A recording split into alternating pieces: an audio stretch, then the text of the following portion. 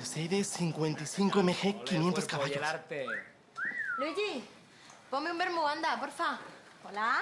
¿Qué hay? ¿Qué tal? Pues no te creas, los hombres como yo se cotizan. Sí, para hacer piensos cárnicos. Pablo, teléfono, tu hermano. Carrera 4 turbo. Tener un marido en Toledo es como tener un tío... Sí, es que tengo que resolver un asunto personal. ¡La puta! ¡Un Lotus Esprit del 77! ¿Eso? ¿El carro de James Bond? ¿Qué dices? Sí, tiene una mecánica perfecta.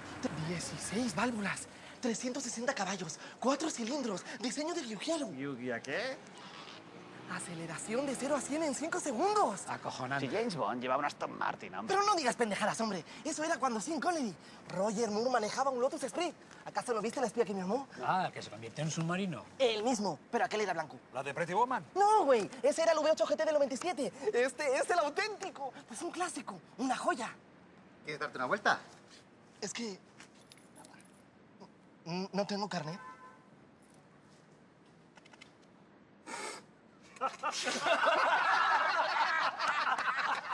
¿Qué pasa? No me gustan los coches, ¿no? Aunque, la verdad, de aquella noche no recuerdo mucho. Que bebí todo lo que pude y que lo cantamos todo, hasta que Luigi amenazó con llamar a la guardia. Roberto, ¿qué coche era?